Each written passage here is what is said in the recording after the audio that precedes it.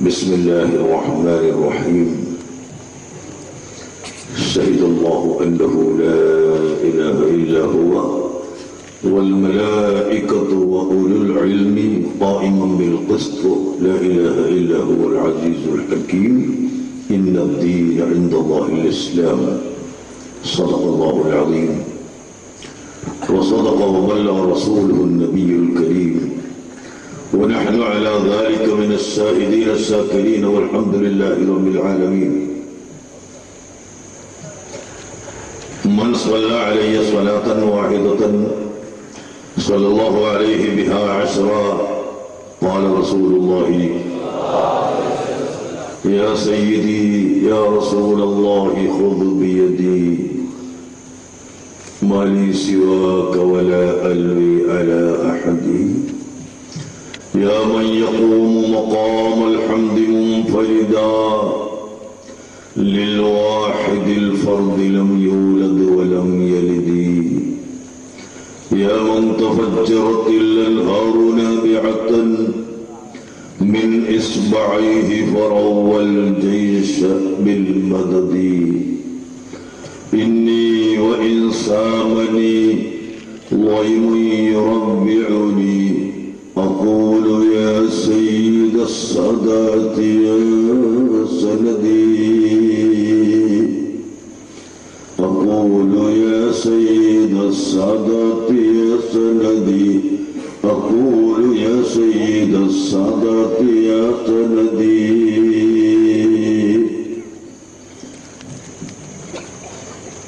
فإن من جودك الدنيا وضرتها ومن علومك علم اللوح والقلم. والصلاة والسلام عليك يا سيدي يا رسول الله. خذ بيدي قلت حيلتي يدركني. ബഹുമാനമുള്ള സാദാത്തുക്കൾ, ഉലമാക്കൾ, ഏറ്റവും പ്രിയപ്പെട്ട മുതഅല്ലിമുകൾ, സുന്നത്ത് ജമാഅത്തിന്റെ കർമ്മധീരരായ പ്രവർത്തകർ, സുഹൃത്തുക്കളെ,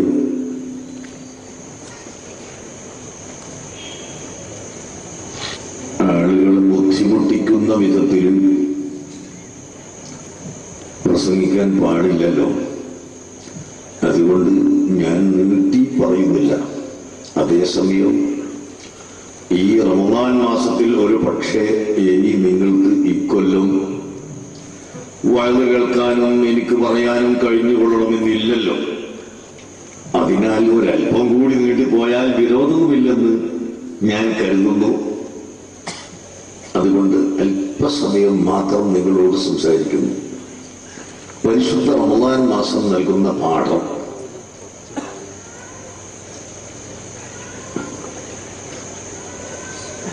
എന്താണ്? റമദാനിന്റെ മഹത്വം എന്താണ്? ധാരാളം വഅദ് കേട്ടു നിങ്ങൾ, ഇനിയും കേൾക്കാനുണ്ട്. എല്ലാം ഒന്ന് തന്നെ. പരിശുദ്ധ റമദാൻ മാസത്തിൽ ചരിത്രത്തിൽ തുല്യതയില്ലാത്ത എമ്പാടും സംഭവങ്ങൾ നടന്നു. ഒന്ന് യൗമുൽ ഫുർഖാൻ, ഹക്കും ബാത്തിലും വേർതിരിക്കുന്ന ദിവസമായ ബദർ യുദ്ധം നടന്നത് പരിശുദ്ധ റമദാനിലാണ്. ഈ ബദർ യുദ്ധത്തെ സംബന്ധിച്ച് ഇപ്പോൾ ഈ കാലഘട്ടത്തിൽ പ്രത്യേകിച്ച് ഒന്ന് പഠിക്കേണ്ടിയിരിക്കുന്നു. അതെന്താണ്? ഇന്ന്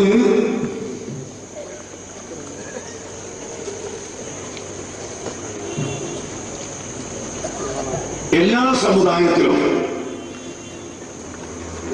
ഭീകരവാദികളും തീവ്രവാദികളും വളർന്നു വരുന്നൊരു കാലഘട്ടം. എല്ലാ സമുദായത്തിലും എന്ന് ഞാൻ പറഞ്ഞത് അടിവരയിട്ട് പറഞ്ഞത് തന്നെയാണ്. അഥവാ മുസ്ലിംകളുടെ പേരിൽ മാത്രം ഇന്നും ഭീകരതയും തീവ്രതയും അടിച്ചേൽപ്പിക്കുകയും എവിടെ എപ്പോൾ എന്തു തീവ്രതയുണ്ടായാലും അത് മുസ്ലിംകളാണെന്ന് പറഞ്ഞ് പ്രചരിപ്പിച്ച്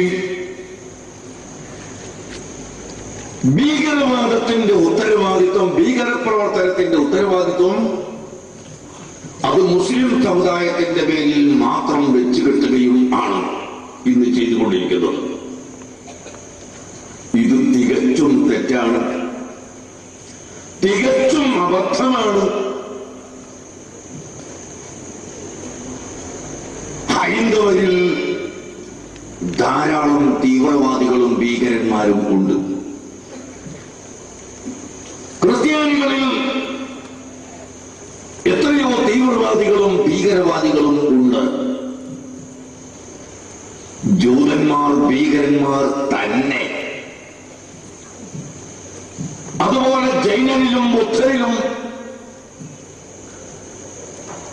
മറ്റ് മതമുള്ളവരിലും ഇല്ലാത്തവരിലുമൊക്കെ തീവ്രവാദികൾ ധാരാളമുണ്ട്. പക്ഷേ അതെല്ലാം മൂടിവെച്ചുകൊണ്ട് മുസ്ലിം സമുദായത്തിന്റെ പേരിൽ മാത്രം ഭീകരത വെച്ചുകെട്ടി മുസ്ലിംകളെ മാത്രം ഭീകരന്മാരാക്കി ചിത്രീകരിക്കാനുള്ള ഒരു പ്രവർത്തനമാണ് ഇവിടെ നടന്നുകൊണ്ടിരിക്കുന്നത്. അതിന്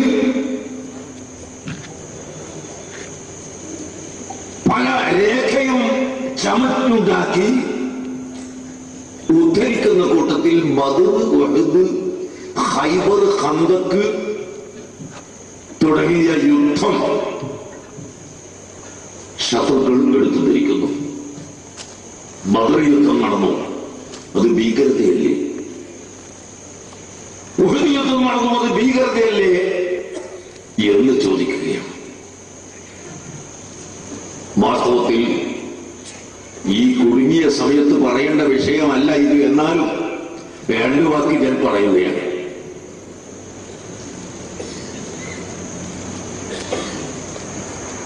ഒരു കാര്യം ഞാൻ ആദ്യമായി ചോദിക്കുന്നു.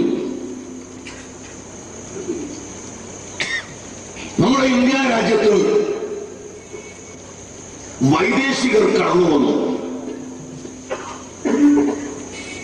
ബ്രിട്ടീഷുകാരൻ ഇവിടെ ഭരണം നടത്തി. എന്നിട്ട്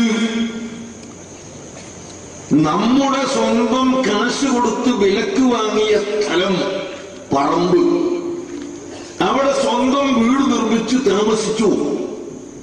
ഇതിന് ബ്രിട്ടീഷുകാരൻ നമ്മോട് നികുതി വാങ്ങും.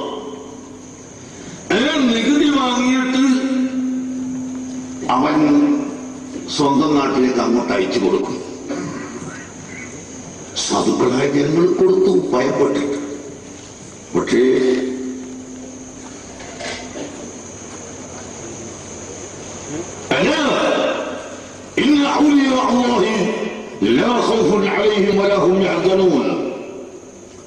അറിയുക, അല്ലാഹുവിന്റെ ഔലിയാക്കൾ അവർക്ക് ഒരു പേടിയുമില്ല, അവർക്കൊരു ദുഃഖവും ഇല്ല എന്ന് പരിശുദ്ധ ഖുർആൻ അറിയിച്ചതിന്റെ അടിസ്ഥാനത്തിൽ ബഹുമാനപ്പെട്ട ഉമർ ഖാദി വെളിയങ്കോട് റളിയല്ലാഹു അൻഹു തുടങ്ങിയ മഹാന്മാർ പറഞ്ഞു, എടാ ബ്രിട്ടീഷുകാരാ,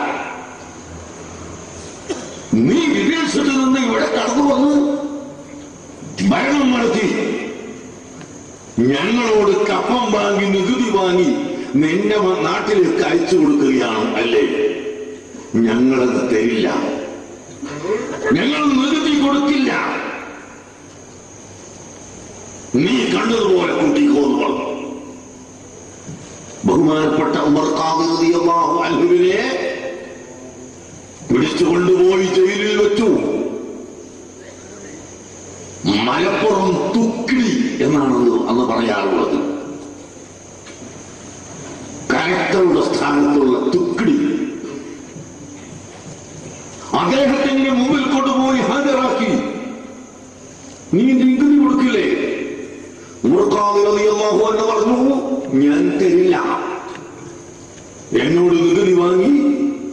മുസ്ലിം സമുദായത്തിനെതിരായി പ്രവർത്തിക്കാനും നിങ്ങളുടെ നാട്ടിലേക്ക് കൊണ്ടുപോയി വളർത്താനും ഞാൻ ഒരിക്കലും തരില്ല, ഞാൻ മറ്റുള്ളവരെ കൊണ്ട് തരാതിരിക്കാനുള്ള ശ്രമം നടത്തുകയും ചെയ്യും. ഓ, ഇത്ര വലിയ ധിക്കാരം പറയുന്ന ആൾ ആരാണിവിടെ?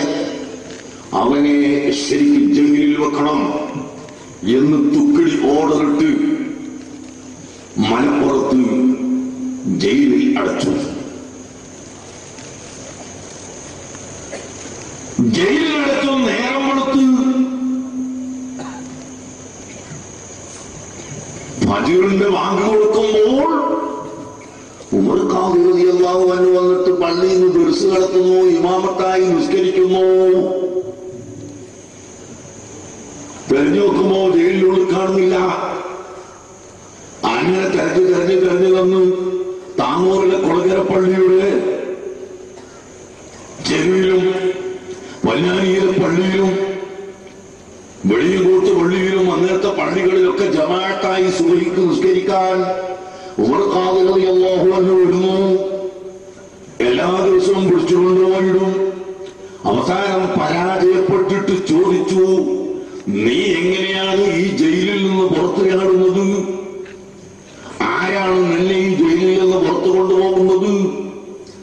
ബഹുമാനപ്പെട്ട ഉമർ ഖാദി റളിയല്ലാഹു അൻഹു മറുപടി പറയുന്നു, മൻ യത്തഖില്ലാഹ യജ്അൽ ലഹു മഖ്റജൻ വയർസുഖുഹു മിൻ ഹൈസു ലാ യഹ്തസിബ്.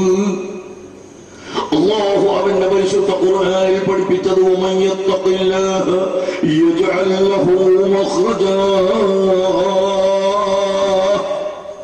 ആരെങ്കിലും അല്ലാഹുവിന് വേണ്ടതുപോലെ തഖ്വ ചെയ്താൽ, അല്ലാഹുവിനെ ഭയപ്പെട്ടു കഴിഞ്ഞാൽ, യജ്അൽ ലഹു മഖ്റജാ, ഏത് പൂർക്കല്ലിന്റെ ഉള്ളിൽ നിന്നും, ഏത് കെട്ടിന്റെ ഉള്ളിൽ നിന്നും, ഏത് ജയിലിന്റെ ഉള്ളിൽ നിന്നും, എവിടെ നിന്നും അവന് പുറത്തു പോരാനുള്ള മാർഗം അല്ലാഹു സുബ്ഹാനഹു വ തആല ചെയ്തു കൊടുക്കും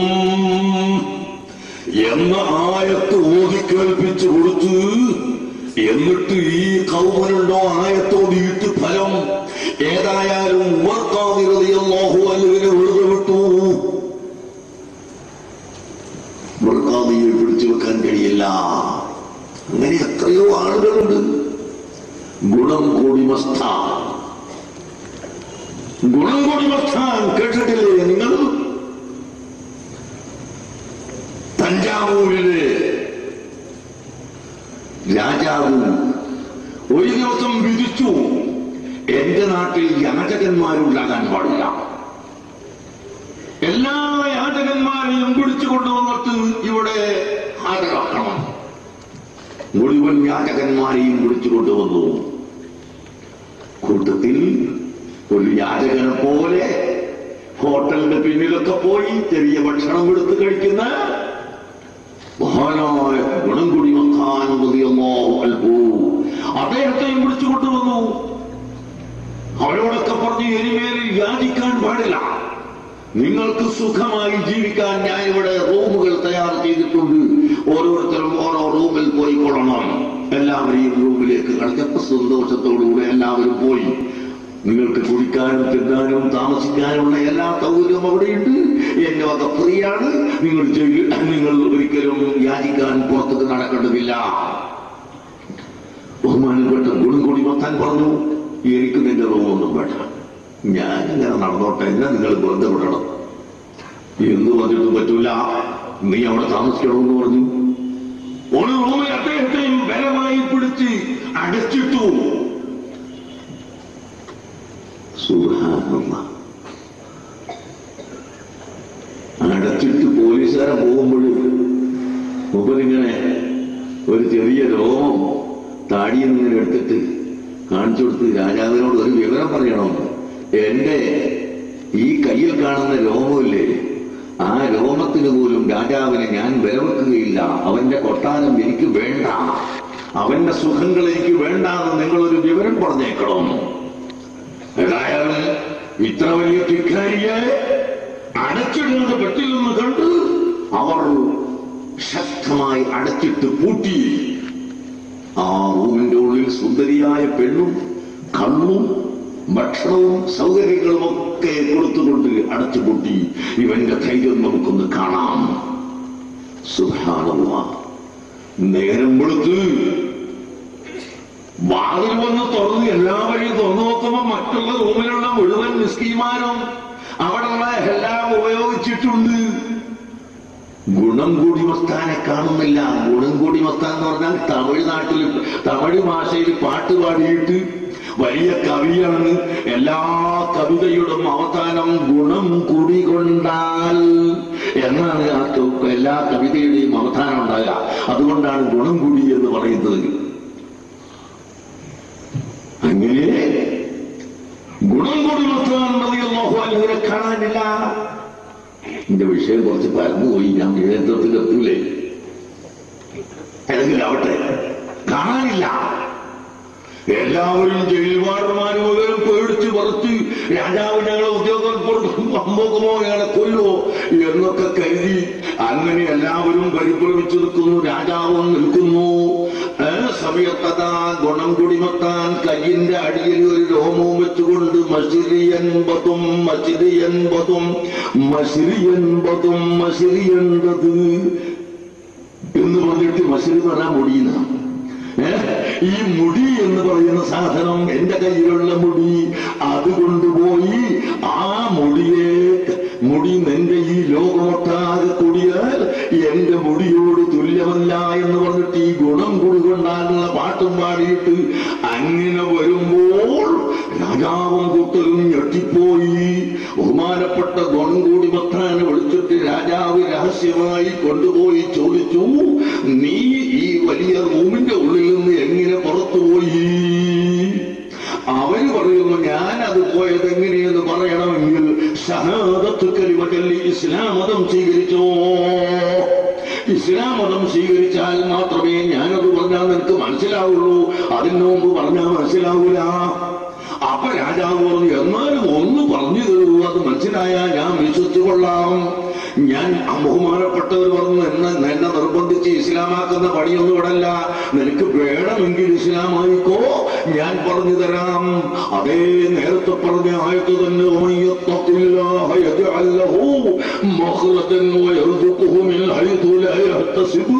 എന്ന ആയത്തോതി അല്ലാഹു സുബ്ഹാനഹു വ തആലക്ക് തഖ്വ ചെയ്യുന്ന ഏത് മനുഷ്യനെയും ഏത് കെട്ടിൽ നിന്നും കുടുക്കിൽ നിന്നും രക്ഷപ്പെടുത്താൻ അല്ലാഹുവിന് കഴിയുമെന്ന് ഈ ആയത്തിൽ മോദിക്കൊടുത്തപ്പോൾ അതാ തഞ്ചാവൂർ രാജാവ് സ്വയം അശ്ഹദു അല്ലാ ഇലാഹ ഇല്ലല്ലാഹ് വ അശ്ഹദു അന്ന മുഹമ്മദൻ റസൂലുള്ളാഹ് എന്ന ഷഹാദത്ത് കലിമ ചൊല്ലി ഇസ്ലാം മതം സ്വീകരിക്കുകയും അദ്ദേഹത്തിന്റെ കാരണമായി നൂറുകണക്കിന് ആളുകൾ അന്ന് ഇസ്ലാം മതത്തിലേക്ക് സ്വമനസാലെ ഈ ഒറ്റ കറാമത്ത് കണ്ടുവരികയും ചെയ്യുന്നു.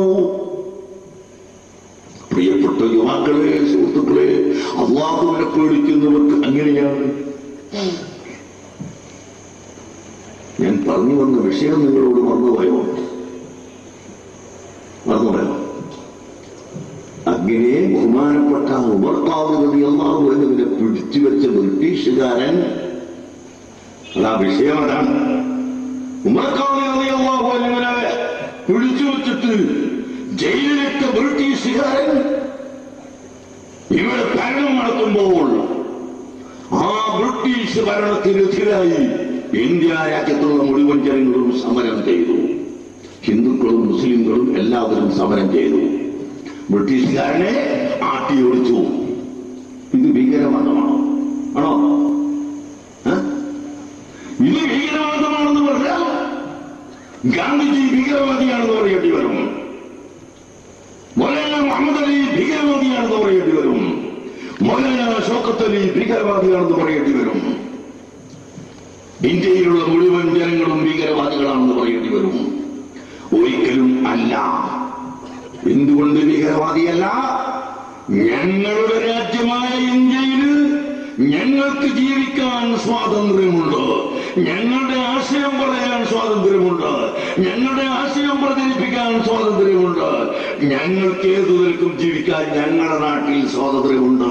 അതിനെതിരിൽ ഒരു കൽപ്പനയുമായി വരാൻ നിനക്കധികാരമില്ല എന്ന് ബ്രിട്ടീഷുകാരനോട് പറഞ്ഞിട്ട് അവനെ ആട്ടിയൊഴിക്കുകയാണ് ചെയ്തത്. അതുകൊണ്ട് ഇവിടുത്തെ ഇന്ത്യയിലെ ജനങ്ങൾ ചെയ്തത് ഒരിക്കലും ഭീകരവാദമല്ല.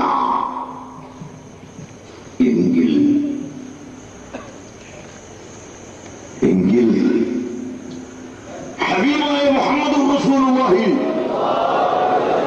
സ്വല്ലല്ലാഹു അലൈഹി വസല്ലം തങ്ങൾ പരിശുദ്ധ മക്കയിൽ ജനിച്ചു വളർന്ന ഒരു വ്യക്തിയാണ്, ഒരു പൗരനാണ്. പൗരന് മക്കയിൽ വെച്ച് അവിടുത്തെ ആശയം പറയാൻ അധികാരമില്ലേ? ലാ ഇലാഹ ഇല്ലല്ലാഹ് മുഹമ്മദുർ റസൂലുള്ളാഹ് എന്ന വാക്ക് എന്ന ആശയം ഹബീബായ റസൂലുള്ളാഹി സ്വല്ലല്ലാഹു അലൈഹി വസല്ലം തങ്ങൾ പറഞ്ഞു. അത് കേട്ട് വിശ്വസിച്ച സിദ്ദീഖുൽ അക്ബർ റളിയല്ലാഹു അൻഹു പറഞ്ഞു, അലി ഇബ്നു അബീ ത്വാലിബ് റളിയല്ലാഹു അൻഹു പറഞ്ഞു.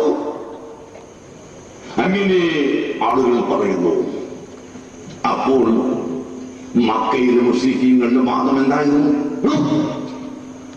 മക്കയിലെ മുശ്രിക്കീങ്ങൾ പറഞ്ഞത് എന്താണ്? ഇവിടെ വെച്ചത് പറയാൻ പാടില്ല, ഞങ്ങൾ സമ്മതിക്കൂല. സയ്യിദുനാ അബൂബക്കർ സിദ്ദീഖ് റളിയല്ലാഹു അൻഹു തന്റെ വീട്ടിന്റെ മുമ്പിൽ വെച്ച് ഒരു ചെറിയ തലം കെട്ടിയുണ്ടാക്കി അവിടെ വെച്ച് ഖുർആൻ പാരായണം ചെയ്യുകയാണ്.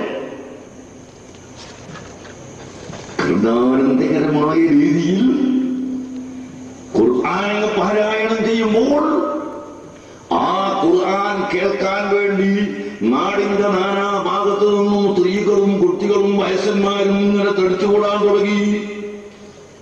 ഖുർആൻ എങ്ങനെയാ? നല്ല നിനക്ക് ഖുർആൻ ഓതിയാൽ കലാമുൻ ഖദീമുൻ ലാ യുമല്ലു സമാഉഹു തനസ്സഹ മിൻ ഖൗലിൻ വഫിഅലിൻ വനിയത്തിൻ. പരിശുദ്ധ ഖുർആൻ കേട്ടാൽ മടി വരൂല. പരിശുദ്ധ ഖുർആൻ കേട്ടാൽ മടി വരൂല. നല്ല ശൈലിയിൽ, നല്ല രീതിയിൽ, കർണാനന്ദകരമായ രീതിയിൽ ഖുർആൻ ഓതിയാൽ ഒരിക്കലും മടി വരൂല. പിന്നെ ഇബ്ലീസിന്റെ അത് കരുതുമ്പോ മടി, തറാവീഹ് നിൽക്കാനും 20 റക്അത്ത് അതും ഖുർആനോട് കൂടി ഓതുമ്പോ എന്ത് ഇത് നീട്ടി ഓതി മനുഷ്യരെ ബുദ്ധിമുട്ടിക്കുന്നു എന്ന് കരുതിയാണ് നേരത്തെ വരുന്നതെങ്കിൽ മടിയനെ അല്ല. അല്ലാഹുവിന്റെ കലാം അത് കേൾക്കണം, സുന്ദരമായ ഖുർആൻ അതിങ്ങനെ കേൾക്കണം എന്ന് വെച്ചിട്ട് വരികയാണെങ്കിലോ അവിടെ മടിയൊന്നും വരില്ല. സുബ്ഹാനല്ലാഹ്. കോഴിക്കോട്ട് പഴക്കത്തെ പള്ളി എന്ന് പറയുന്ന പള്ളിയിൽ മാത്രം ഒരൊറ്റ ഹാഫിദുണ്ട് എന്റെ ചെറുപ്പത്തിൽ. അത്ഭുതത്തോടുകൂടി ആളുകൾ പറയും, ഓ അവിടെ ഹാഫിദാണ് നിൽക്കുന്നത്, അവിടെ ഹാഫിദാണ് ഇമാമ്, അയാൾ ഹിഫ്ളുള്ള ആളാണെന്ന് അത്ഭുതത്തോടുകൂടി പറയും. രണ്ടാമത്തോട് ഹിഫ്ള് അന്ന് അക്കാലത്ത് ബഹുമാനപ്പെട്ട മാഫക്കി തങ്ങൾ അദ്ദേഹത്തിന്റെ ഒരു മകനെ മക്കത്ത് കൊണ്ടുപോയിട്ട് ഹിഫ്ളാക്കി കൊണ്ടുവന്നു. എന്റെ ചെറുപ്പത്തിലുള്ളതാ പറയും. ഹാഫിദീങ്ങളില്ല. മർക്കസ് സഖാഫത്തി സുന്നിയയില് ഹിഫ്ളുൽ ഖുർആൻ കോളേജ് തുടങ്ങി. അല്ലാഹുവിന്റെ തൗഫീഖ് കൊണ്ട് ഇന്ന് കേരളത്തിലും തമിഴ്നാട്ടിലും ഡൽഹിയിൽ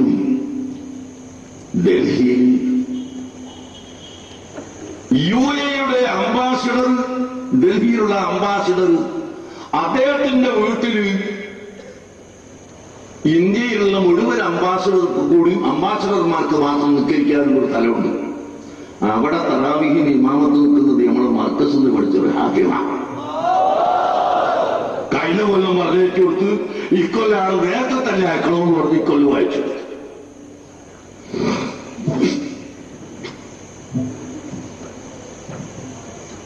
എന്നോട് ചോദിക്കുകയാണ്, ഈ ഹാഫിദിന് ഭക്ഷണം പറ്റാൻ ഞങ്ങളെ ഭക്ഷണം പറ്റൂലെങ്കിൽ നിങ്ങൾ കേരളത്തിൽ നിന്ന് ഒരു വെപ്പുകാരനെ അങ്ങോട്ട് അയച്ചോളിയും.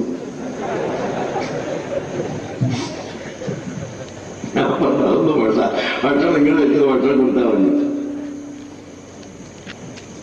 ഏതായാലും അല്ലാഹുവിന്റെ തൗഫീഖ് കൊണ്ട് ഇന്ന് പല നാടുകളിലും ഹാഫിദുകൾ ഖുർആൻ പാരായണം ചെയ്തു.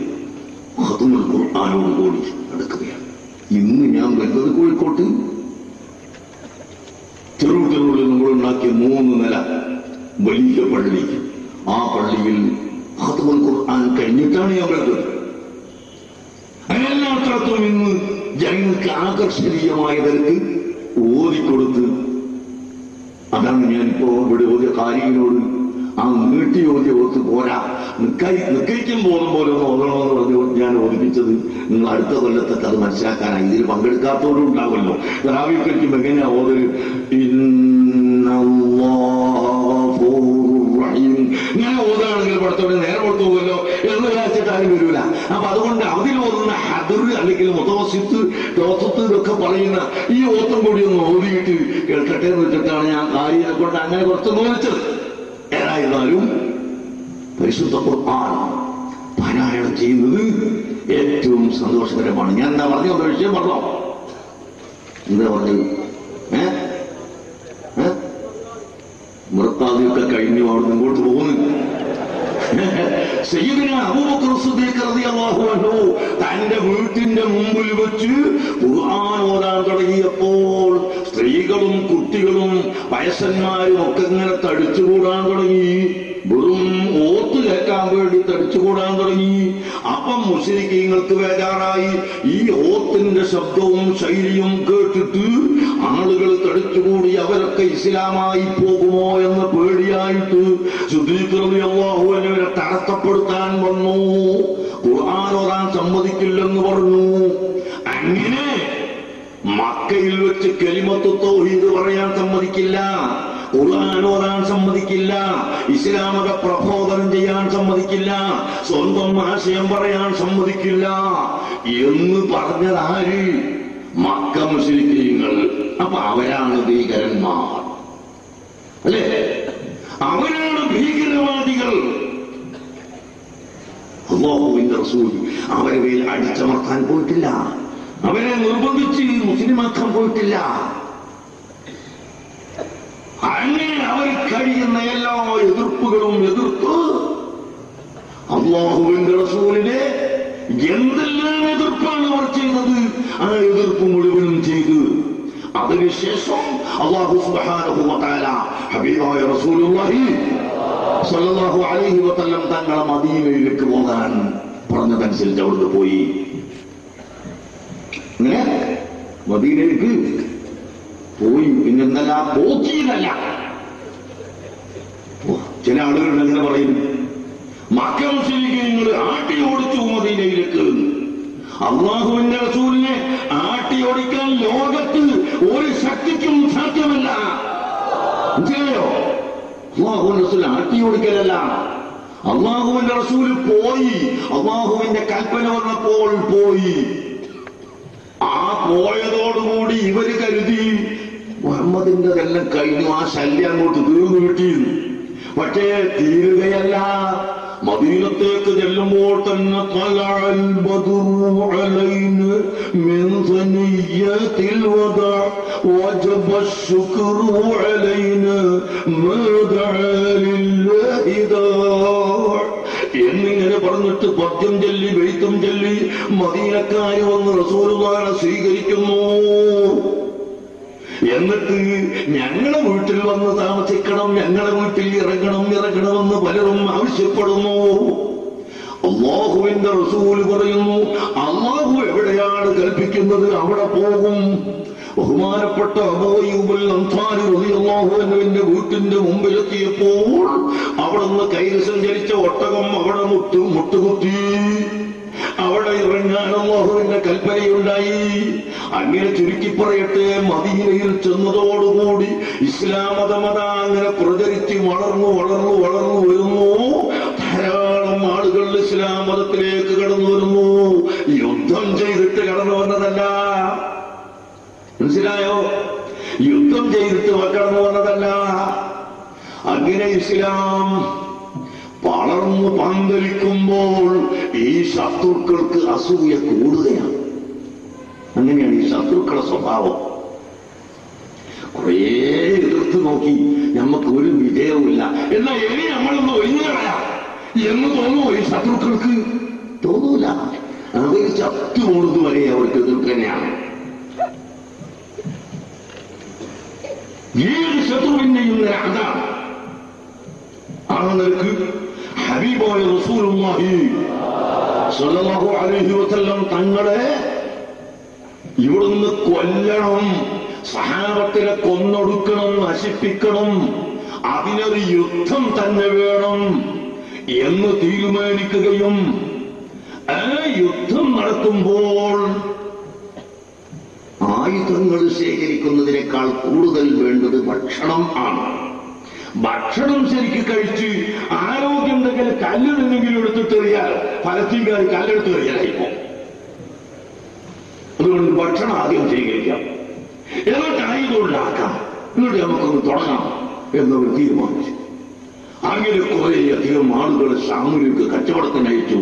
അവിടുന്ന് അരിയും ഗോതമ്പും കൊണ്ടുവന്ന് സംഭരിക്കാൻ വേണ്ടി അവർ പോയി. യുദ്ധത്തിന്റെ തുടക്കം അവർ തുടങ്ങിക്കഴിഞ്ഞു. ആ സമയത്താണ് അല്ലാഹുവിന്റെ ഓർഡർ, ഓ ഹബീബായ നബിയേ, അവർ യുദ്ധം തുടങ്ങിക്കഴിഞ്ഞിരിക്കുന്നു. അതുകൊണ്ട് അതിനെ പ്രതികരിച്ചേ പറ്റൂ, അവരെ സമ്പത്ത് അവിടെ വെച്ച് നശിപ്പിച്ചേ പറ്റൂ. അത് ആകെയാ തങ്ങൾ യുദ്ധത്തിന് ഇറങ്ങിക്കൊള്ളുക. കണ്ടോ, ആരാ തുടങ്ങിയത്? അല്ലാഹുവിന്റെ റസൂല് യുദ്ധം ചെയ്യാൻ തുടങ്ങിയിട്ടില്ല. ആരാണ് തുടങ്ങിയത്? കാഫിറുകളാണ് തുടങ്ങിയത്, മുശ്രിക്കീങ്ങളാണ് തുടങ്ങിയത്.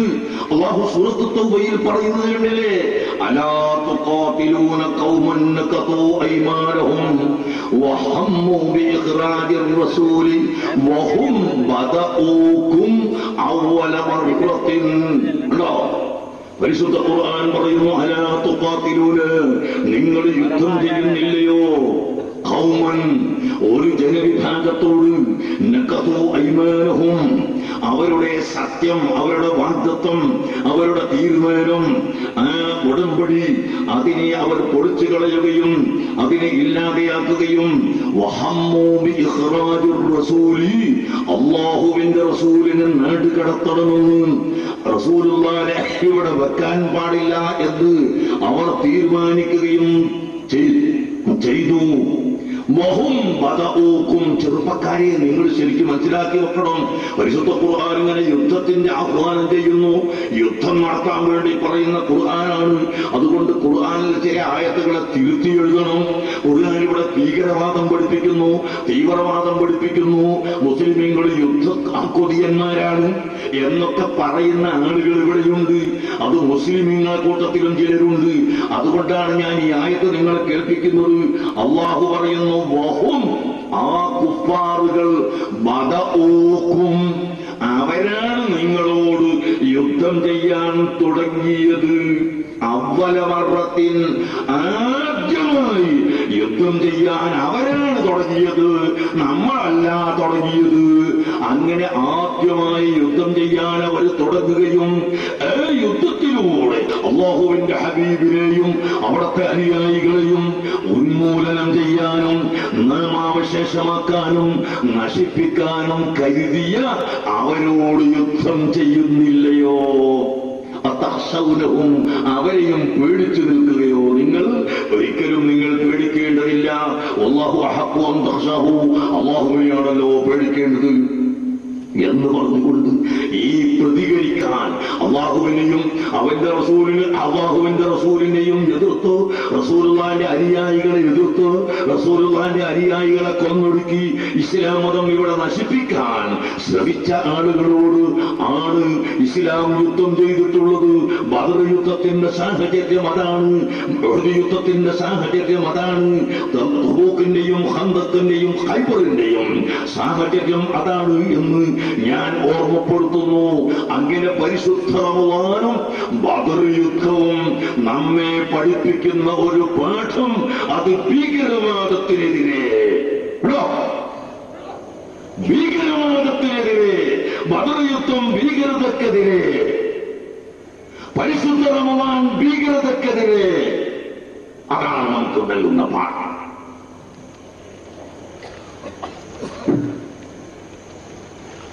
ശത്രുക്കളുടെ ഭീകരത, ശത്രുക്കളുടെ എണ്ണടി, അത് അതിനെ പരാജയപ്പെടുത്തൽ, അതാണ് ബദർ യുദ്ധം. അതുകൊണ്ട് പ്രിയപ്പെട്ട സുഹൃത്തുക്കളെ, അങ്ങനെയുള്ള ബദർ യുദ്ധമുണ്ടായത് പരിശുദ്ധ റമദാനിൽ. ഇനി മക്കം ഫത്ഹ്, ഇന്നാ ഫതഹ്നാ ലക ഫത്ഹൻ മുബീനാ ليغفر لك الله ما تقدم من ذنبك وما تأخر وليتم نعمته عليك ويهديك الله سبحانه وتعالى إنا فتحنا لك فتحا مبينا ليغفر لك الله ما تقدم من ذنبك وما تأخر وليتم نعمته عليك ويهديك الله صراطا مستقيما وينصرك الله نصرا عزيزا എന്ന് തുടങ്ങി മക്കം ഫത്ഹ് അല്ലാഹു തആല പ്രഖ്യാപിക്കുന്നു. ഓ ഹബീബായ നബിയെ, അങ്ങക്ക് നാം വ്യക്തമായ ഫത്ഹ് തന്നു. റൂഹാനിയായ ഫത്ഹ്, ജിസ്മാനിയായ ഫത്ഹ്, ദുനിയവിയായ ഫത്ഹ്, ഉഖറവിയായ ഫത്ഹ്, ഇൽമിയായ ഫത്ഹ്, അഖ്ലിയായ ഫത്ഹ്, ശജാഅത്തിന്റെ ഫത്ഹ്, ഭംഗിയുടെ ഫത്ഹ്, അറിവിന്റെ ഫത്ഹ്, എല്ലാ വിഷയത്തിലുള്ള ഫത്ഹ് ഞങ്ങൾക്ക് നമ്മൾ തുറന്നു തന്നിരിക്കുന്നു നബിയേ എന്ന പ്രഖ്യാപനത്തിന്റെ അടിസ്ഥാനത്തിൽ പരിശുദ്ധ മക്കം ഫത്ഹ് എന്ന് പറയുന്ന ഫത്ഹ് മക്ക, മക്ക ഫത്ഹ് എന്ന് പറയുന്ന ആ ലോകപ്രസിദ്ധമായ ഫത്ഹ് അഥവാ റസൂലുള്ളാഹി സ്വല്ലല്ലാഹു അലൈഹി വസല്ലം തങ്ങൾ മദീനയിലേക്ക് പോയതിന്റെ ശേഷം ഇങ്ങോട്ട് കടന്നു വരാൻ വരെ അനുവദിക്കില്ലെന്ന് പറഞ്ഞ അവരുടെ നാട്ടിലേക്ക് പ്രതിപക്ഷമില്ലാത്ത ഭരണാധികാരിയായി അല്ലാഹുവിന്റെ റസൂൽ കടന്നു വന്ന മക്കം ഫത്ഹ്, അതും പരിശുദ്ധ റമദാനിലാണ് ഉണ്ടായത്.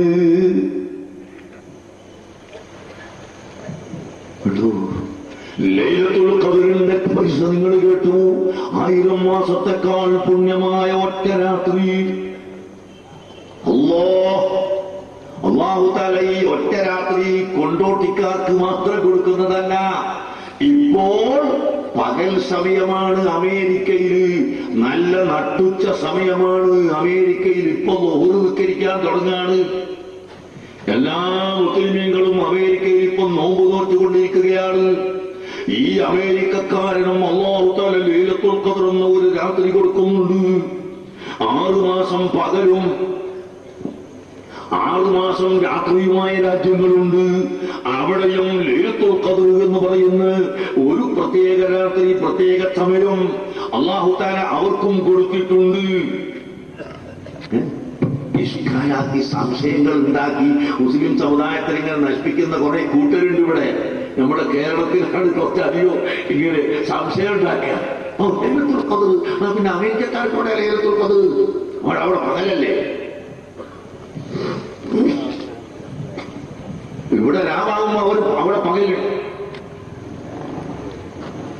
അവിടെ പോരാകുമ്പോ പിന്നെ പറയാണ്ടോ? ഇവിടെ രാവാകുമ്പോ അവിടെ പകൽ എന്ന് പറഞ്ഞാൽ അവിടെ പകലാകുമ്പോ ഇവിടെ രാവ്, അതാ പിന്നെ പറയണ്ടി. എന്താ നിങ്ങൾ ഓർക്കു വരുന്നതാ നിങ്ങൾക്ക്? ഇവിടെ രാവാകുമ്പോൾ അവിടെ പകൽ എന്ന് പറഞ്ഞാൽ പിന്നെ അവിടെ പകലാകുമ്പോ ഇവിടെ രാവ് എന്ന് പറയേണ്ടല്ലോ.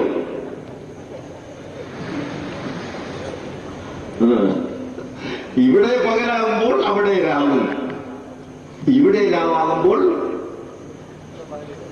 അവിടെ പകല്, അങ്ങനെയാണ്.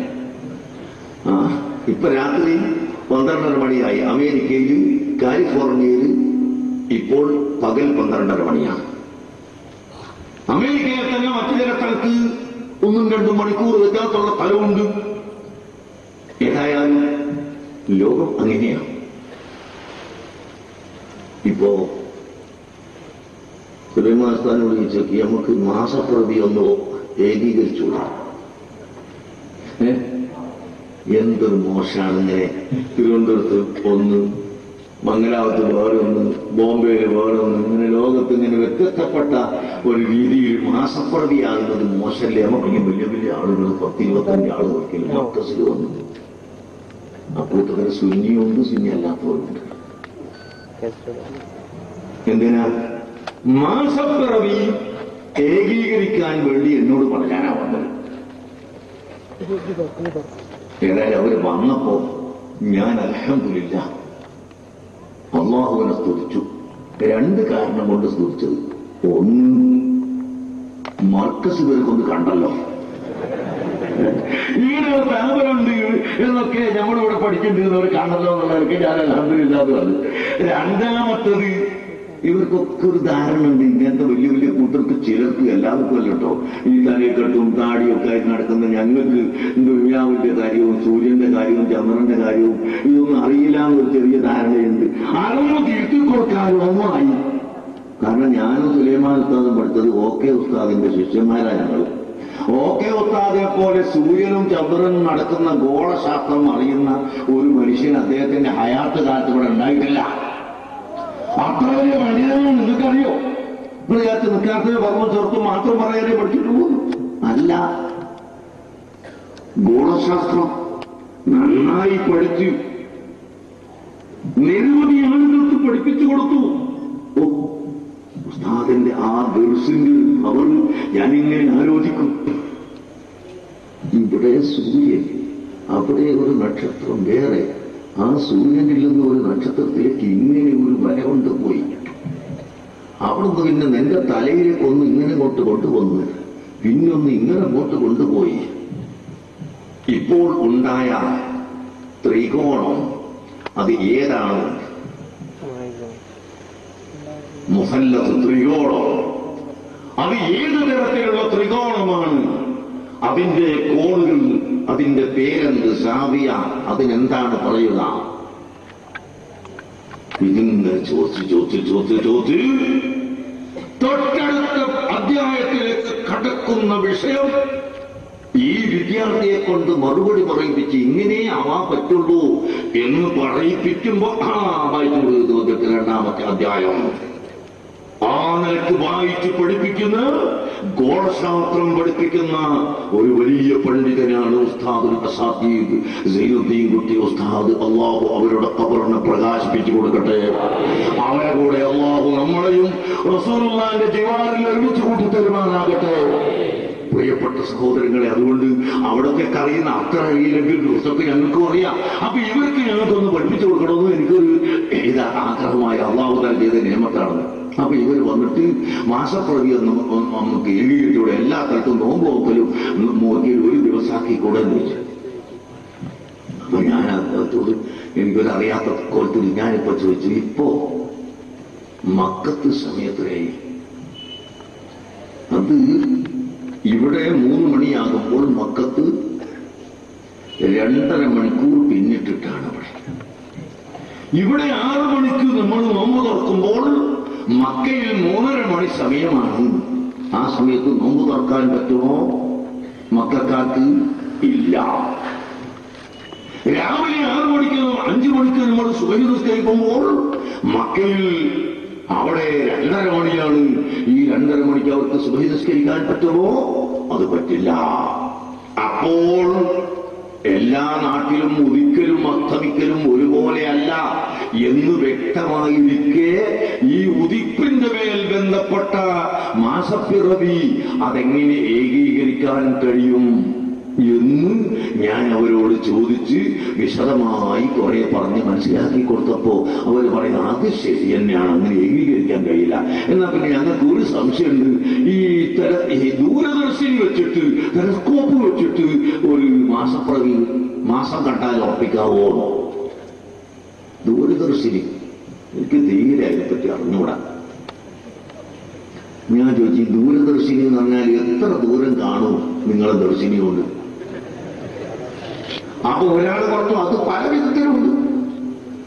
100 കിലോമീറ്റർ അകത്ത് അന്ന് കാണുന്ന ദൂരദർശിനിയുണ്ട്, 1000 കിലോമീറ്റർ, 5000 കിലോമീറ്റർ, ഇങ്ങനെ എത്രയോ കിലോമീറ്റർ അകലെ കാണുന്ന വ്യത്യസ്തമായ ദൂരദർശിനികളുണ്ട് എന്ന് പറഞ്ഞു. അങ്ങനെയാണെങ്കിൽ പിന്നെ ഏത് ദൂരദർശിനി കൊണ്ട് കണ്ടാൽ എടുക്കാമോ എടുത്തുകൂടെ എന്നാണ് നിങ്ങൾ ചോദിച്ചത് എന്ന് ചോദിച്ചാൽ അങ്ങനെ ഞങ്ങൾ ഇന്നൊന്നും നിർണയിച്ചിട്ടൊന്നുമില്ല. നിർണയിക്കാതെ ദൂരദർശിനി എന്ന് പറഞ്ഞാൽ ദൂരെയുള്ള സാധനം ഇവിടെ അടുത്തായി കാണുക, ചെറിയത് വലുതായി കാണുക, ഇതാണല്ലോ. അത് കമറ് എവിടെയോ ഒരു സ്ഥലത്തുണ്ട്, ആ ഉള്ള കമറ് വലിയതാക്കി കാണിച്ചിട്ട് അത് അടുപ്പിച്ച് കാണിച്ച് നമുക്ക് കാണിച്ചു തരുന്നതാണ് ദൂരദർശിനി. ആ ദൂരദർശിനി എത്ര ദൂരം കാണുമെന്ന് നിങ്ങൾ തന്നെ നിർണയിക്കാത്ത കാലത്തോളം അതിനെ സംബന്ധിച്ച് എങ്ങനെ അതുകൊണ്ട് സ്വീകരിക്കുക? ഞാൻ ചോദിച്ചു. മറ്റൊന്നുകൂടി ചോദിക്കുന്നു, നിങ്ങൾക്ക് കമ്പ്യൂട്ടർ അറിയില്ലേ? കമ്പ്യൂട്ടർ സുബ്ഹാനല്ലാഹ് മർക്കസിന്റെ അടുത്താണ് REC. RECയിൽ ഇന്റർനെറ്റ് ഉദ്ഘാടനം മന്ത്രി എന്ന് പറഞ്ഞ് നോട്ടീസ് അടിച്ച് RECയിൽ ഇന്റർനെറ്റ് വരുന്നുണ്ട് പോൽ, അവിടെ വെബ്സൈറ്റ് ഉദ്ഘാടനം ഉണ്ട് പോൽ എന്നൊക്കെ പറഞ്ഞിരുന്ന വെബ്സൈറ്റും ഇന്റർനെറ്റും ഇന്ന് ദുനിയാവ് മുഴുവനായി അല്ലേ? മർക്കസുത്ത കാപ്പത്തി സുന്നിയായെ സംബന്ധിച്ച് അബൂദാബിയിലെ ഒരു അറബിയുടെ അടുക്കൽ ചെന്ന് ഒരു മനുഷ്യൻ പറഞ്ഞു കൊടുത്തു, നിങ്ങളോട് വിളിച്ചു കൊണ്ടുപോകുന്ന ഇക്കാശൊന്നും അവിടെ ചെലവഴിക്കുന്നില്ല, അവിടെ ഒരു ചെറിയ മദ്രസ മാത്രമാണുള്ളത്. ഞാൻ ആളോട് എന്ത് പറയാനാ? അല്ലാതെ പറഞ്ഞിട്ട് കാര്യമുണ്ട്. ഈ മനുഷ്യൻ ഇങ്ങനെ പറയുമ്പോ എന്റെ താടിയേക്കാളും താടിക്ക് നീളമുണ്ട്, നീളക്കുപ്പായമുണ്ട്, തലക്കെട്ടൊക്കെ ഉണ്ട്. അങ്ങനത്തെ മനുഷ്യൻ പറഞ്ഞു കൊടുത്തപ്പോ ഇയാൾക്കത് ശരിയാന്ന് തോന്നുന്നുണ്ട്. ഞാൻ എങ്ങനെയാ തിരുത്തുക? ഇയാളോട് വയസ്സനാ, ഇയാളോട് തിരുത്താൻ പ്രയാസം. ഞാൻ ക്ഷമിച്ചു.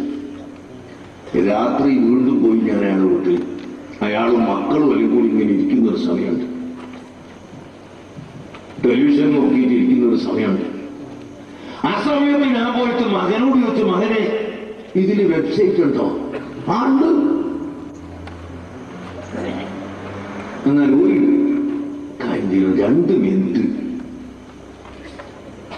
www.marcus.com.org ഞങ്ങൾ നമ്പറിൽ ഒന്ന് അടിച്ചു തരണോ?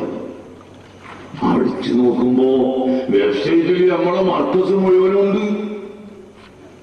മർക്കസിന്റെ കുട്ടികൾ 5000-ലധികം കുട്ടികളുണ്ട്. അവിടെ ബുഖാരി ദർസ് നടത്തുന്നതുണ്ട്, മറ്റു ദർസുണ്ട്, ഹിഫ്ളുൽ ഖുർആനുണ്ട്, എല്ലാം ഉണ്ട്. ഇയാളെന്ന് കണ്ടപ്പോ മർക്കസിൽ ഒരു മദ്രസ മാത്രമേ ഉള്ളൂ എന്ന് പറഞ്ഞ മനുഷ്യനെ കിട്ടിയപ്പോ കൊല്ലണം തോന്നുന്നത്. അയാൾക്ക് ദേഷ്യം വന്നു. വിളിക്കണം അവരെന്താ തെരഞ്ഞു നോക്കുമ്പോ കാണുന്നില്ല. പിറ്റേന്ന് രാവിലെ തേടി പിടിച്ച് ഇയാളോട് നിങ്ങളൊന്ന് എല്ലാം പറഞ്ഞിട്ടുണ്ട്.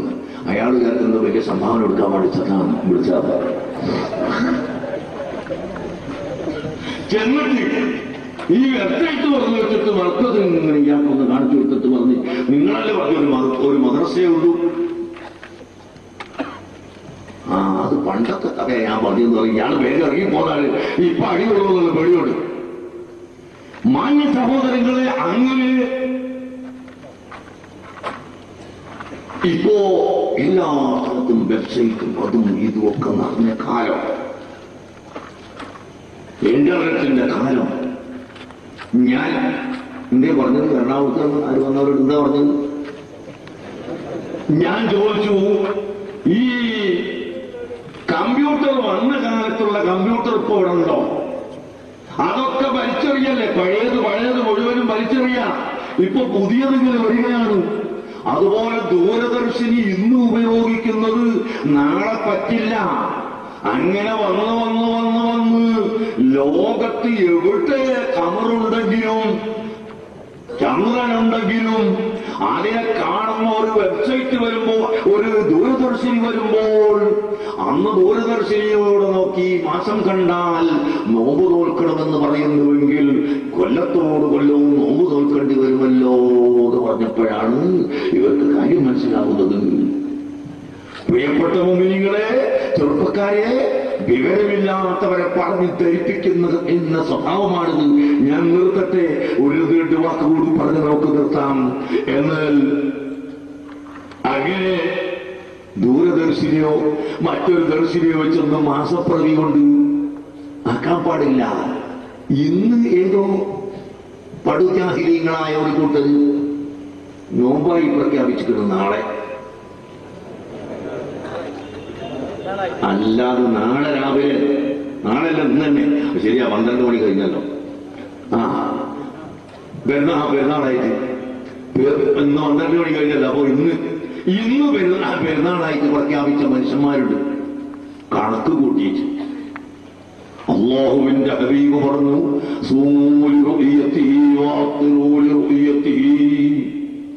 നിങ്ങൾ മാസം കണ്ടാൽ നോമ്പ് നോക്കുക. ശഅബാൻ മാസം 29 മാസം കണ്ടാൽ നോമ്പ് നോക്കുക. റമളാൻ 29 മാസം കണ്ടാൽ മുറിക്കുക.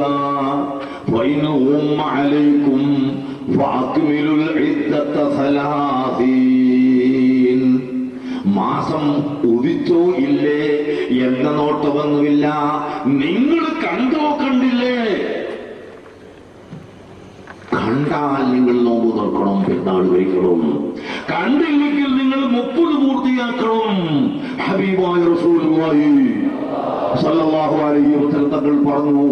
അപ്പോൾ കാണണം എന്ന് പറയുമ്പോൾ ഒരു സ്ഥലത്ത് കണ്ടാൽ മറ്റേ സ്ഥലത്തും കാണാം എന്ന് പറയുന്ന ഉദിപ്പ് ഒക്കുന്ന രാജ്യങ്ങളുമുണ്ട്, ഉദിപ്പ് ഒക്കാത്ത വ്യത്യാസപ്പെടുന്ന സ്ഥലങ്ങളുമുണ്ട്.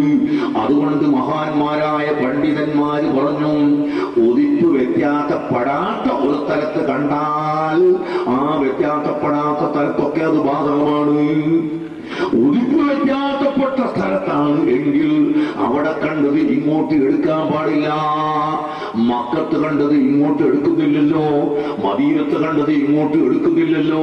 ഇപ്പോൾ തന്നെ ഈ കൊല്ലത്തെ നോമ്പ് മക്കയിലും മദീനയിലും യുഎഇയിലും ഗൾഫ് നാടുകളിലൊക്കെ തിങ്കളാഴ്ചയാണ്, ഇവിടെയും തിങ്കളാഴ്ചയാണ് ഒന്ന്. അതേസമയത്ത് ഈജിപ്തിലും മൊറോക്കോയിലും ഷാമിലുമൊക്കെ ഞായറാഴ്ചയാണ് നോമ്പ്. വിരോധമില്ല. അല്ലാഹു സുബ്ഹാനഹു വ തആല അങ്ങനെയാണ് നമ്മളോട് കൽപ്പിച്ചത്. മാസം കാണുമ്പോൾ നിങ്ങൾ നോമ്പ് നോക്കണം, മാസം കണ്ടാൽ നിങ്ങൾ നോമ്പ് മുറിക്കണം 29-ന്, ഇല്ലെങ്കിൽ നിങ്ങൾ 30 പൂർത്തിയാക്കണമെന്നാണ്. അതുകൊണ്ട് പ്രിയപ്പെട്ട സഹോദരങ്ങളെ, സാന്ദർഭികമായി ഞാൻ പറയുന്നു, ഇത്തരം പരിഷ്കരിച്ച കുതന്ത്രം നടത്തുന്ന ആളുകളെ വലയിൽ നിങ്ങൾ പെട്ടുപോകരുത്. അഹ്ലുസുന്നത്തി വൽ ജമാഅത്തിന്റെ ഉലമാക്കൾ അതിനൊക്കെ വ്യക്തമായി പറഞ്ഞു വെച്ചിട്ടുണ്ട്, ഹദീസിന്റെ അടിസ്ഥാനത്തിൽ അവർ രേഖപ്പെടുത്തിയിട്ടുണ്ട്. അതുകൊണ്ട് നിങ്ങൾ സുന്നത്ത് ജമാഅത്തിൽ ഉറച്ചു നിൽക്കണമെന്ന് മാത്രം ഈ സമയത്ത് ഓർമ്മപ്പെടുത്തി.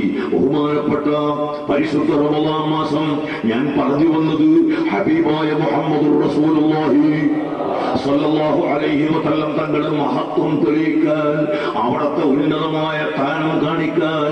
അതാ ലൈലത്തുൽ ഖദ്ർ അല്ലാഹു തആല വെച്ചു, മക്കം ഫത്ഹ് വെച്ചു, അതുപോലെ ബദർ യുദ്ധമുണ്ടായി. അന്ന് മാത്രമല്ല, ലോകത്തിന് മാതൃകയായ പരിശുദ്ധ ഖുർആൻ. എന്താണ് പരിശുദ്ധ ഖുർആന്റെ മഹത്വം? ഒരു മാസം പറഞ്ഞാലും തീരില്ല, അത്രയും മഹത്വമുള്ള പരിശുദ്ധ ഖുർആൻ. لا تحرك به لسانك لتعجل به إن علينا جمعه وقرآنه فإذا قرأناه فاتبع قرآنه. അല്ലാഹു സുബ്ഹാനഹു വ തആല ഹബീബായ നബി സല്ലല്ലാഹു അലൈഹി വസല്ലം തങ്ങൾക്ക് ഖുർആൻ ഇറക്കി കൊടുത്തു. എന്നിട്ട് ഉസ്താദുമാരിൽ നിന്ന് കേൾക്കുമ്പോൾ മനപ്പാഠമാക്കാൻ ശിഷ്യന്മാര് ചൊല്ലിപ്പടിക്കുന്നത് പോലെ അല്ലാഹുവിന്റെ ഹബീബ് അങ്ങ് ചൊല്ലിപ്പടിക്കാൻ തുടങ്ങി, നാവിങ്ങനെ അനക്കാൻ തുടങ്ങി. അല്ലാഹു പറയുന്നു, ഓ ഹബീബായ നബിയെ, തങ്ങൾ നാവനക്കേണ്ടതില്ല, തങ്ങളങ്ങനെ ഓതിപ്പിടിക്കേണ്ടതില്ല. സാധാരണ മനുഷ്യരല്ല കേട്ടോ തങ്ങളെ ഹൃദയത്തിൽ ആ ഖുർആൻ ഉറപ്പിച്ചു തരാൻ അല്ലാഹു ഏറ്റിട്ടുണ്ട് നബിയേ.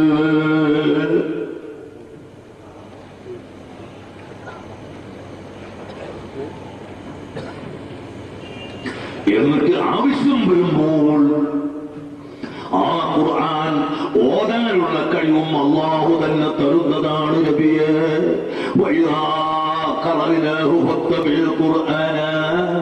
അതുകൊണ്ട് ഖുർആൻ നമ്മൾ ഓതി തന്നാൽ ഖുർആനഹു അതേ പ്രകാരം തങ്ങൾ ഓതണം. കേട്ടോ, ഖുർആൻ ഓതണം. തിരിയണ്ടേ പോലെയാരെ ഖുർആന്റെ അർത്ഥം തിരിയണ്ടേ എന്ന് ചോദിച്ചാൽ തിരിയണ്ട. തിരിയണ്ടെന്ന് പറഞ്ഞാൽ ഖുർആൻ പഠിക്കണ്ടെന്നല്ല ഞാൻ പറയുന്നത്. ഖുർആനിന്റെ അർത്ഥം നീ തിരിച്ചെടുത്തിട്ട് അതിൽ നിന്ന് ദീനിന്റെ വിധി കണ്ടെത്താൻ ശ്രമിച്ചാൽ നീ അപകടത്തിലായി പോകും. നേരെ മറിച്ച് അല്ലാഹു തആല അവന്റെ ഹബീബിനോട് വരെ പറയുന്നത് നമ്മൾ ഓതിത്തന്ന തങ്ങൾ ഓതിക്കോളും. പിന്നീട് വിശദീകരിച്ചാലും നമ്മൾ ആ വിശദീകരണം തങ്ങൾ ജനങ്ങൾക്ക് പഠിപ്പിച്ചു കൊടുക്കണം. പഠിപ്പിച്ചു കൊടുത്തത് മഹാന്മാരായ സഹാബത്ത് നമുക്ക് പഠിപ്പിച്ചു, താബിഈകൾ പഠിപ്പിച്ചു, അയിമ്മത്ത് മുജ്തഹിദുകൾ പഠിപ്പിച്ചു. അയിമ്മത്ത് മുജ്തഹിദുകൾ പറഞ്ഞു ഖുർആനിൽ ഇന്നതാണ്, നിസ്കരിക്കാൻ പറഞ്ഞത് ഇന്നതാണ്. തറാവീഹ് നിസ്കാരം 20 റക്അത്താണ് അല്ലാഹുവിന്റെ റസൂൽ പഠിപ്പിച്ചത്. അത് സഹാബത്ത് പഠിപ്പിച്ചു, താബിഈകൾ പഠിപ്പിച്ചു, അയിമ്മത്ത് മുജ്തഹിദുകൾ 4 മദ്ഹബിന്റെ ഇമാമുകൾ ഏകഘട്ടമായി 20 റക്അത്ത് സ്ഥിരപ്പെടുത്തി. അതിനുശേഷം താബിഈകൾ വന്നു, തബഉ താബിഈകൾ വന്നു, ലോക മുസ്ലിമീങ്ങൾ മുഴുവനും അത് ചെയ്തു വന്നു. ആ ചെയ്തു വന്നതനുസരിച്ച് നീ ചെയ്യുകയല്ലാതെ നീ ഒരു പോസ്റ്റ്മോർട്ടം നടത്തിയിട്ട് ഖുർആനും ഹദീസും പോസ്റ്റ്മോർട്ടം നടത്തി അതിന് 8, 10 എന്ന് പറയുന്ന സ്വഭാവം അത് ഇസ്ലാമികമല്ല. വെള്ളിയാഴ്ച 2 ബാങ്ക്, വെള്ളിയാഴ്ച 2 ബാങ്ക്. നബി സല്ലല്ലാഹു അലൈഹി വസല്ലം തങ്ങളുടെ ഹദറത്തിൽ നിന്ന് ഇൽമു പഠിച്ച സ്വഹാബികൾ ഉസ്മാൻ ഇബ്നു അഫ്ഫാൻ റളിയല്ലാഹു അൻഹുവിന്റെ നേതൃത്വത്തിൽ 2ാമത്തെ ബാങ്ക് നടപ്പിൽ വരുത്തി. അതിന്റെ മുമ്പ് ഒന്നേ ഉള്ളൂ. ഖതീബ് മിമ്പറിൽ ഇരുന്ന ഉടനെ കൊടുക്കുന്ന ആദ്യം കൊടുക്കുന്ന ബാങ്ക് ഉസ്മാൻ ഇബ്നു അഫ്ഫാൻ റളിയല്ലാഹു അൻഹുവിന്റെ കാലത്ത് നടപ്പിൽ വന്നു. അന്ന് 1,00,000-ൽ പരം സഹാബികൾ അവിടെയുണ്ട്. അവർ മുഴുവനും അംഗീകരിച്ചു. സഹാബികൾ എന്ന് പറഞ്ഞാൽ സഹോദരങ്ങളെ അങ്ങനെ വെറുതെ അംഗീകരിക്കുന്നവരല്ല. സഭയല്ലെങ്കിൽ ഒറ്റ വാക്ക് ഞാൻ നിങ്ങളോട് പറയട്ടെ. മർവാൻ ഇബ്നുൽ ഹക്കം എന്ന് പറയുന്ന ഒരു ഭരണാധികാരി വന്നു ഖുലഫാഉർ റാഷിദീങ്ങൾക്കൊക്കെ ശേഷം. അദ്ദേഹം ഒരു ദിവസം പെരുന്നാളിലൊന്ന് ഓടി വന്നിട്ട് പെട്ടെന്ന് മിമ്പറിലേക്ക് കയറാൻ നിൽക്കരിക്കാണ്. ഇവിടെയൊക്കെ എങ്ങനെയാ പെരുന്നാൾ നിൽക്കരിക്കൽ? ആദ്യമാണോ അല്ലെങ്കിൽ ഒടുവിലാണോ? ഉറപ്പ് തന്നെ. പെരുന്നാൾ നിസ്കാരം ആദ്യമായി നിസ്കരിക്കും, പിന്നെ ഖുതുബയോതും അല്ലെ? വെള്ളിയാഴ്ച അങ്ങനെയല്ല, ആദ്യം ഖുതുബയോതും പിന്നെ നിസ്കരിക്കും. അപ്പൊ വെള്ളിയാഴ്ചക്ക് മാറ്റമായി ആദ്യമായി നിസ്കരിക്കുന്ന പതിവാണ് അഷ്റഫുൽ ഖൽഖ് സ്വല്ലല്ലാഹു അലൈഹി വസല്ലം തങ്ങളും ഖുലഫാഉർ റാഷിദീങ്ങളും ചെയ്തത്. അതിനെതിരായി മർവാൻ ഇബ്നുൽ ഹക്കം മിമ്പറിലേക്ക് കയറി ആദ്യമായി ഖുതുബ ഓതാൻ തുടങ്ങുകയാണ്. ആ സമയത്ത് സഹാബികൾ ആരുമില്ല, ഒറ്റ സഹാബിയാണ് ആ സദസ്സിലുള്ളത്. അദ്ദേഹം എഴുതിയിട്ട് കൈ കൊണ്ട് പിടിച്ചു വെച്ചു, എവിടെ പോണം? ഞാൻ ഖുതുബ ഓതാൻ. എന്ത് ഖുതുബ? പെരുന്നാളിന്റെ ഖുതുബ.